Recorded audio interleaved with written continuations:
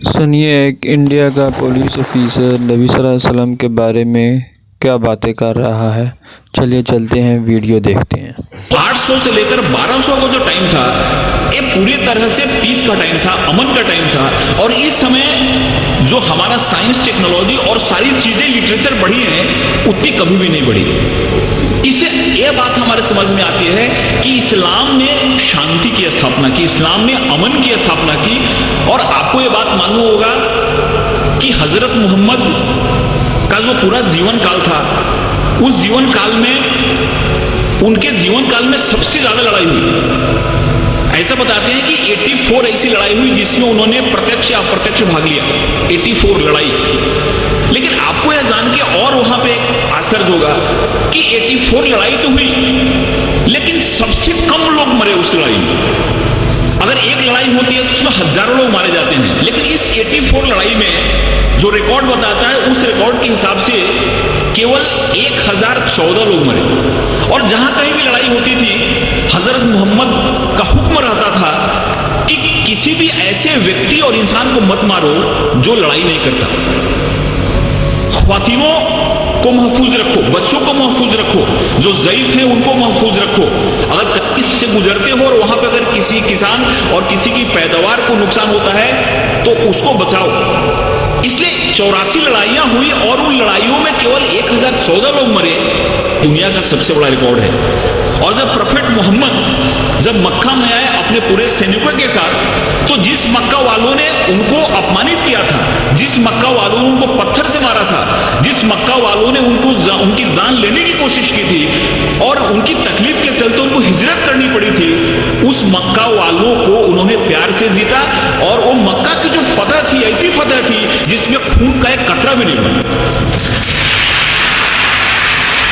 Prophet Mohammad को जितना अपमानित किया गया था, प्रोफेट मोहम्मद के जिंदगी को जितनी तकलीफ दी गई थी, अगर वो चाहते तो जिस समय उन्होंने मक्का में प्रवेश किया, मक्का की फतह की, उस समय हजारों लोगों का कत्ल करा सकते थे, लेकिन एक भी खून का कतरा नहीं बहा। और बड़े प्यार और मोहब्बत के साथ उन्होंने मक्का को फतह किया। इससे यह बात सामने आती है कि शांति और अमन इस्लाम का मकसद है। तलवार उठाई उन्होंने, तलवार इसलिए उठाई कि तलवार उठाने का उनको हुक्म था, मजबूरी थी तलवार उठाना, कि अगर तलवार नहीं उठाते तो मजहब का त्याग नहीं हो सकता।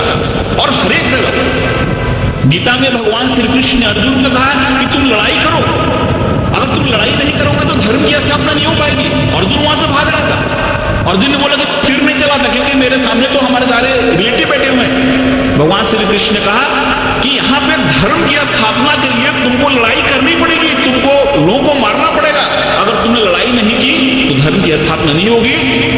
तो एक विशेष परिस्थिति में हमको लड़ाई करने की जरूरत होती है। वैसे ही प्रोफेट मोहम्मद ने अगर लड़ाई करने की बात की तो वहां पे की जहां पे लड़ाई करना मजबूरी था, और वहां पे अगर लड़ाई नहीं होती तो शांति की स्थापना नहीं होती। इसलिए ये बात हमारे सामने आती है कि सबसे बड़ी जो बात है कि इस्लाम जहां जहां उन्होंने उनको जहां जहां वो लोगों को मार सकते थे, जहां जहां खून खराबा हो सकता था, वहां पे उन्होंने खून खराबा नहीं होने दिया।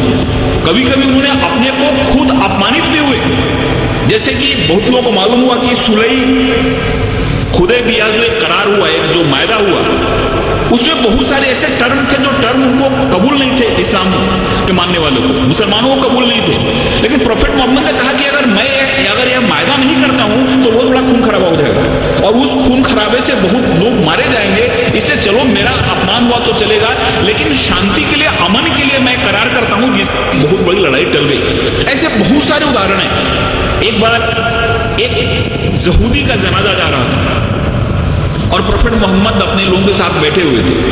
उन्होंने जब जनाजा देखा तो उठ के खड़े हो गए। उनके लोगों ने कहा कि ये तो मुसलमान का जनाजा नहीं, ये तो एक यहूदी का जनाजा है। तो मोहम्मद ने कहा, प्रोफेट मोहम्मद ने क्या यहूदी इंसान नहीं होता? ये सारी चीजें हमारे सामने आनी चाहिए। उस बूढ़ी औरत की कहानी मालूम है कि उसको ऐसा लगता था कि यहाँ पे इस्लाम बढ़ रहा है, मोहम्मद नाम का ऐसा शख्सियत है जो सबको इस्लाम में ले जा रहा है, इसलिए वो गांव छोड़ के जा रहे थे। उसके सर पे गठरी थी और गठरी उठ नहीं रही थी। एक नौजवान आया और बोला कि माता जी मैं आपकी मदद करूं, आप चलो अपनी गठरी में गांव के बाहर छोड़ देता हूं। औरत ने उनको गठरी दी और वहां से नौजवान उस गठरी को अपने सर पे लिया और गांव के बाहर गए और बोला कि अब ठीक है, आप गठरी लो, अब जाओ। उस औरत ने पूछा कि कैसा नेक इंसान है जो अपने सर पे मेरी गठरी लेके जा रहा है। उसने पूछा कि तुम्हारा नाम क्या है? इन्होंने कहा कि मुझको मोहम्मद कहते हैं। जिसके डर से भाग रही थी वही इंसान उस औरत की गठरी को अपने सर पे ले जा रहा है और उसको मदद कर रहा है, और उसी दिन औरत इस्लाम में आ गई। जो औरत प्रोफेट मोहम्मद के सर पे हमेशा कचरा फेंका करती थी नमाज के जाते समय, रोज कचरा फेंकती थी उनके सर पे। एक दिन जब उसने कचरा नहीं फेंका तो मोहम्मद जब लौट रहे थे, प्रोफेट मोहम्मद, तो उन्होंने देखा और पूछा कि औरत कहाँ है? लोगों ने कहा कि वो बीमार पड़ी हुई है। वहां पे जाके उन्होंने उसकी तबीयत पूछी। उस औरत को लगा कि जिस इंसान को मैंने इतनी तकलीफ दी, जिसको इतना मैंने अपमानित किया, जिसके सर पे मैंने कचरा फेंका, वो कैसा इंसान है कि मेरी तबीयत बिगड़ने पे मेरा हाल पूछने आ रहा है। और वहां पे इस्लाम उसने कबूल कर लिया। एक चीज लोगों के सामने आनी चाहिए, ये जो तहम्मुल है, ये जो हमारी सहिष्णुता है, ये जो हमारा एक इंसानियत के प्रति प्रेम है, ये हदीस में और प्रोफेट मोहम्मद की जो सुन्नत है, ये जब हमारे लोगों के सामने आती है तो हमको समझ में आता है। एक हमारे बहुत नजदीक के मित्र हैं जयपुर के, उनको कई बार मैंने मुशायरे के लिए बुलाया। उन्होंने दो चीजें मुझको बताई। ये दोनों चीजें मुझको कहीं रेफरेंस मिला नहीं है, लेकिन उन्होंने बताई। उन्होंने पहला ऐसा बात कहा कि प्रोफेट मोहम्मद की जो चचेरी बहन थी उसका नाम हिंद था, और वो ऐसा बता रहे थे कि उस समय हिंदुस्तान जो मुल्क था, इस मुल्क से वहां के लोगों को बहुत प्रेम था, और बहुत बार प्रोफेट मोहम्मद ने इस मुल्क के बारे में सुना था, तो हिंदुस्तान के नाम से वो जो हिंद उनकी चचेरी बहन थी उसका नाम रखा गया था। उन्होंने ये भी बताया, लेकिन मुझको इसका रेफरेंस नहीं मिला। उन्होंने ये बताया कि प्रोफेट मोहम्मद ने एक बार कभी कहा था कि वो कैसा मुल्क होगा जिस मुल्क से ठंडी ठंडी हवाएं हमारे अरब कंट्री में आती हैं। दोस्तों, ये सारी चीजें हमारे सामने आनी चाहिए। मजहब वही है इंसान जहां सलामत, यह तो शहादत नहीं है, यह गुमराही की इलामत। मासूमों का कत्ल है इंसानियत पे लानत, खौफ खा खुदा से एक दिन आएगी क़यामत।